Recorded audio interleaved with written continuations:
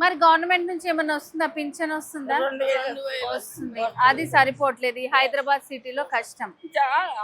అప్పుడే తీసుకోగానే గోళీలు థైరాయిడ్ బీపీ ఓకే గోళీలకి సరిపోతాయి. ఒక 5 రూపాయలు బియ్యం ఒకటి ఇస్తున్నారు. నాకు 6 కేజీలు ఆమెకి 6 కేజీలు.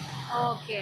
సో అవే ఇంకా నెట్టుకుంటా వస్తున్నారు ఇప్పుడు. అదే నెట్టుకొడితే వస్తున్నాము. అక్క చెల్లెలు ఒక్కటానే ఉన్నాము. అక్క చెల్లెళ్ళు ఒక్క దగ్గర ఉన్నారు. అమ్మ మరి నీకు లేరా, పిల్లలు లేరా? నాకు 23 సంవత్సరాలు కొడుకు చచ్చిపోయింది మేడం. అయ్యో కరోనాలో భర్త చచ్చిపోయింది. ఎవ్వరు లేరు. ఇక మీరిద్దరు అక్క చెల్లెలు బతుకుతున్నారు. ఒక బిడ్డ ఉంది కానీ రాయలసీమకి సో ఏదో ఒక పని ఖచ్చితంగా మీరు కావాలనుకుంటున్నారు. నిజంగా నేను అనుకుంటున్నా, అంటే ఈ వీడియో చూసి ఎవరన్నా అనుకుంటే ఇలాంటి వాళ్ళు ఏమి చేయలేరు అని అనుకోకండి. ఇంత ఏజ్ లో కూడా వీళ్ళు ఇప్పుడు రెడీగా ఉన్నారు. సో మనం ఆ ఏజ్ కి వస్తే చేస్తామో లేదో కూడా తెలియదు. సో ప్రతి ఒక్కరి లైఫ్ హ్యాపీగా ఉంటది అనుకోవద్దు. ఇలాంటి వాళ్ళకు కూడా హ్యాపీగా ఉన్నప్పుడే మనం ఉమెన్స్ డే సెలబ్రేట్ చేసుకోవాలి. అయ్యయ్యో అమ్మ బాధపడకండి. సో మీకు మంచిగా అవ్వాలని నేను అనుకుంటున్నాను. నేను సో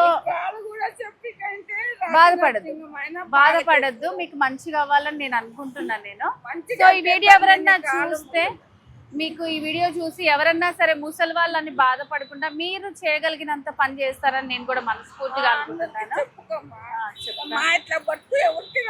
బాధపడద్దు, నాకేమన్నా హెల్ప్ అనిపిస్తే నేను కూడా చేస్తాను. టెన్షన్ పడద్దు. ఓకేనా?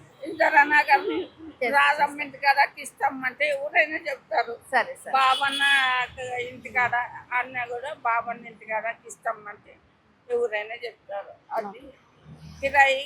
లక్ష్మికి ఇష్టమ్మ మీకు కొంచెం అమౌంట్ వేసాను నేను. ఈ రోజు ఉమెన్స్ డే. ఎవరు బాధపడద్దు, మీ బాధ చూసి నేను కూడా వేస్తున్నాను. అందరికి మీరు హ్యాపీగా ఉండాలి, నవ్వుకుంటా. ఒక్కసారి హ్యాపీ ఉమెన్స్ డే అని చెప్పండి.